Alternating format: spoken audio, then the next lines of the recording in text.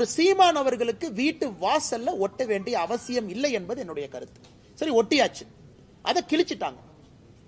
எப்ப அதை ஆக்ட் பண்ணணும்னா, அடுத்த நாள் சீமான் அவர்கள் 11 மணிக்கு வரல அப்படின்னா தான் காவல்துறை நடவடிக்கை எடுக்கணும்.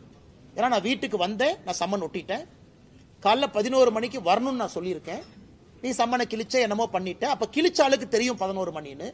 அப்ப நீ சீமான் அவர்கள்ட்டையோ அவங்க துணைவியாருக்கோ அவங்க நண்பர்களுக்கோ சொல்லியிருக்கணும். அடுத்த நாள் 11 மணிக்கு வரல அப்படின்னா நடவடிக்கை. அப்புறம் அவங்க இன்ஃபர்மேஷனை பார்த்து தானே கிழிச்சிருப்பாங்க. அதனால எனக்கு காவல்துறை நடந்து கொண்ட விதம், பத்திரிகையாளர்கள்ட்ட காவல்துறை நடந்து கொண்ட விதம், ஏன்னா யாரோ ஒருத்தர் அந்த பாதுகாவலர் ஒரு கன் எடுக்கிறார், நானும் பார்த்தேன், எக்ஸ் சர்வீஸ் மேன் கன் எடுக்கிறாங்க, அதை பத்திரிகை நண்பர்கள் நீங்களும் படம் பிடிக்க போறீங்க, அங்கெல்லாம் தேவையில்லாத பல விஷயங்கள். அதனால் தமிழகத்தினுடைய டிஜிபி முதலமைச்சர் அவர்கள் சீமான் அவர்கள் மீது நடவடிக்கை எடுக்கணுமா, ஆதாரப்பூர்வமா அதை எடுத்துக்கங்க. ஏன்னா அவரும் தனி மனிதன் தான். விசாரணை பண்ணணுமா, அவருக்கு எந்த எக்ஸம்ஷனும் கிடையாது, அவரு விசாரணைக்கு போகணும், எல்லாம் ஓகே. நடந்து கொண்ட விதம் எனக்கு ஏற்புடையதா இல்லைங்கண்ணா.